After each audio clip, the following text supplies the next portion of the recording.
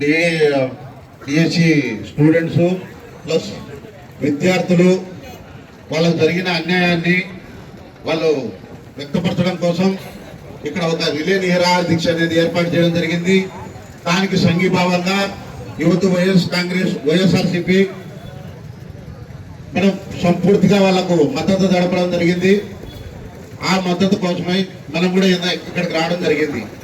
ఇకపోతే ఈరోజు డిఎస్సిలో జరిగినటువంటి అవకతవకల గురించి మనం మాట్లాడితే దీన్ని డిఎస్సి అనే బదులు నారావారి దగా డిఎస్సి అంటే చాలా బాగుంటుంది. దీనికి అందంగా అవునా కాదా తమ్ముళ్ళు చెప్పాలి. మీరు అందరూ ఊరక పైన కూర్చోవడం కాదు, మీకు వచ్చినటువంటి సమస్యలు కూడా మనం తెలియజేస్తూ ఉన్నాం కాబట్టి మీరు కూడా దీనికి అవునా కాదా అని కూడా మీ సమాధానం చెప్పాలి.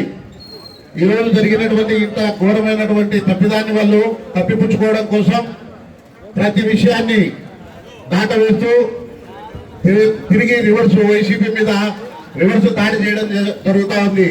ఈరోజు నారావారి డిఎస్సి అని నేను ఎందుకంటున్నానంటే దగా డిఎస్సి అని మనం ఎందుకంటున్నామంటే ఇందులో 16,000 ఉద్యోగాలు అని చెప్పి దగ్గర 15,000 పైచులకు ఉద్యోగాలు కేవలం వాళ్ళ కార్యకర్తలకు వాళ్ళు అమ్ముకోవడం కోసమే జరిగింది తప్ప ఎక్కడే కానీ పారదర్శకంగా ఇది జరగలేదనేది ప్రతి ఒక్కరికి తెలుసు. ప్రతి ఒక్క విద్యార్థి దీన్ని గమనించారు కాబట్టి ఈరోజు వాళ్ళు రోడ్లు ఎక్కారు ఇక్కడికి వచ్చి.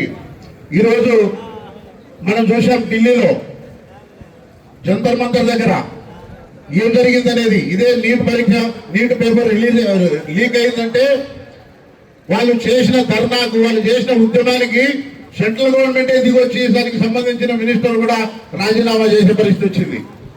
ఈ రోజు మన రాష్ట్రంలో అంతకంటే ఎక్కువ అన్యాయం జరిగింది కాబట్టి ఈ రోజు విద్యార్థులందరూ రోడ్డుపైకి వచ్చారు, నిరాహార దీక్షలు చేస్తున్నారు. దయచేసి ప్రభుత్వం దీన్ని గమనించాలి.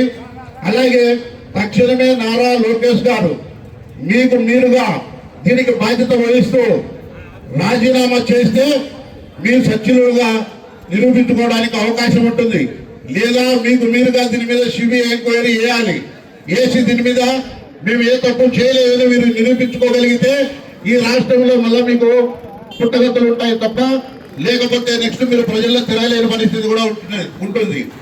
అదే కాక ఇకపోతే రేపు దీనికి మీరు లొంగకపోతే అవసరమైతే అసెంబ్లీ ముట్టడి జరుగుతుంది, సీఎం నీళ్లు ముట్టడి కూడా జరుగుతుంది.